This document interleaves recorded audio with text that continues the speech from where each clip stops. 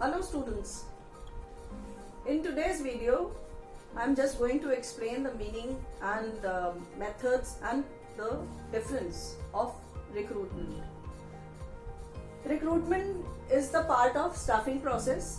Staffing की videos पहले भी 2 दे चुके हैं जिसमें हम सब कुछ समझ लिया, मीनिंग क्या है, स्टाफिंग HRM का पार्ट है और रिक्रूटमेंट उसके अंदर एक सेकेंड स्टेप आता है जिसे हमें फॉलो करना पड़ता है।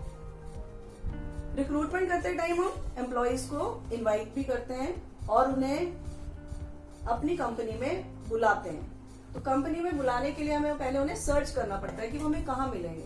तो इसके लिए हम एक सिंपल सा वर्ड जो मैंने यहाँ इस तरीके से लिख के दिया कि हायरिंग करनी है। अब एम्प्लॉयज तब वो बनेंगे जब वो हमारी कंपनी की रिक्वायरमेंट के अकॉर्डिंगली अपनी एप्लीकेशंस भेजेंगे और एप्लीकेशंस में से हम उन्हें फाइनल करेंगे कि कौन से हमारे लिए सूटेबल है। तो शॉर्ट वर्ड में अगर हम बोलें तो रिक्रूटमेंट हायरिंग का प्रोसेस है।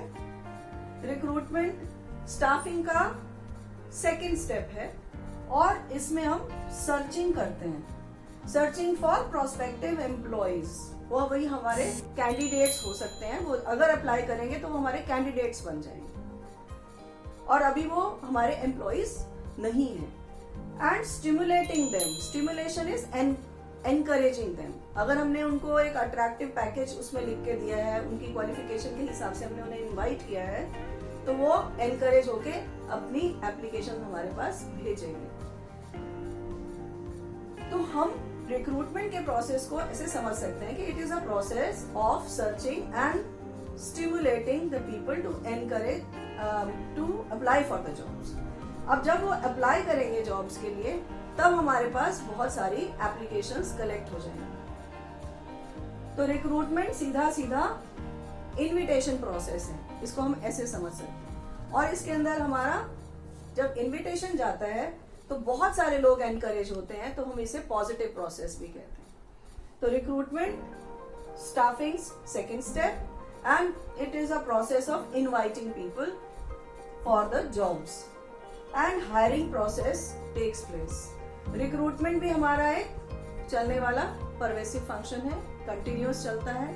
और जब हम रिक्रूटमेंट कर रहे होते हैं तो हमारे पास सोचना पड़ता है कि हम किस मेथड से रिक्रूटमेंट करेंगे।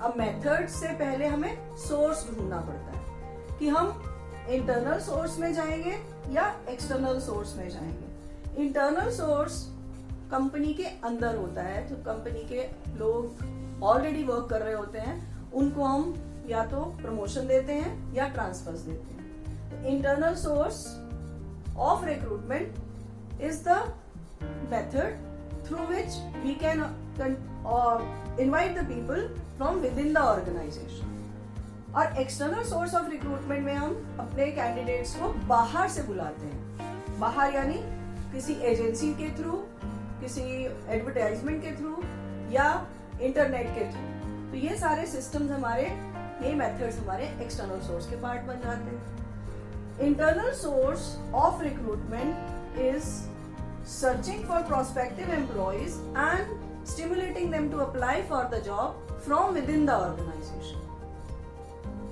अब इंटरनल सोर्स के बारे में समझते हैं। इंटरनल सोर्स से अगर रिक्रूटमेंट कर रहे हैं, हायरिंग कर रहे हैं, तो वो सिंपल प्रोसेस है क्योंकि अपनी कंपनी में ही लोग होंगे और उन्हें ही हमें इनवाइट करना है। दूसरा, उन्हीं लोगों को मोटिवेशन मिलेगा। तो the employees which are already working are named as existing employees. अब उन एग्जिस्टिंग एम्प्लॉयज को कंपनी के अंदर ही मोटिवेशन मिलेगा कि हमें किसी अच्छी जॉब के लिए इनविटेशन मिला है। फिर कंपटीशन की बात करें तो जब लिमिटेड लोग होते हैं तो कंपटीशन लेस हो जाता है, तो लोग बहुत ज्यादा एनकरेज नहीं होते कि हम बड़े कंपटीशन को बीट करेंगे। उनको पता होता है कि उनकी क्वालिफिकेशन और परफॉर्मेंस के हिसाब से उनको वो जॉब मिल सकती है।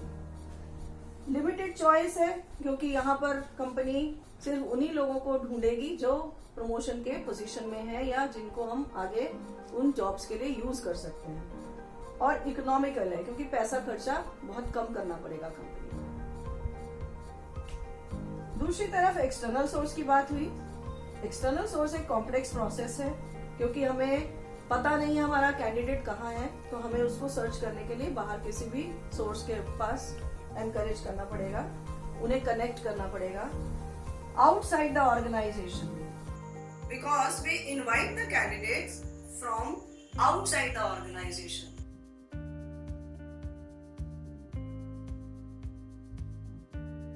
और मोटिवेशन लेस होता है हमारे एग्जिस्टिंग एम्प्लॉइज में, जो ऑलरेडी वर्क कर रहे हैं कंपनी के अंदर।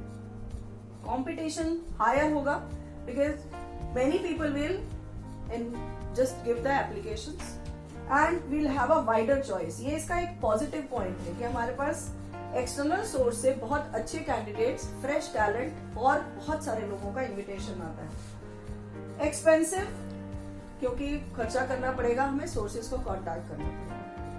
इसके बहुत सारे सोर्सेज हैं, जिनमें से मेन सोर्सेज हैं वेबसाइट से अपना लोगों को इनवाइट करना, कैंपस रिक्रूटमेंट यानी बहुत सारे कॉलेजेस, इंस्टीट्यूशंस में जाकर उनको लेकर आना, और लेबर कॉन्ट्रैक्टर्स के साथ हम कांटेक्ट कर सकते हैं, वो हमारी लेबर को हमारी देता है, सप्लाई करता है, और प्लेसमेंट एजेंसीज भी प्राइवेटली इस सब काम को करती हैं। और इंटरनल सोर्स के दो ही मेथड्स हैं, ट्रांसफर और प्रमोशन। प्रमोशन हमारी अपवर्ड शिफ्टिंग होती है और ट्रांसफर हॉरिजॉन्टल शिफ्टिंग होती है। इन तरीकों से अगर हम रिक्रूटमेंट करते हैं तो हमारे पास बहुत अच्छा रिस्पांस कैंडिडेट्स का आता है।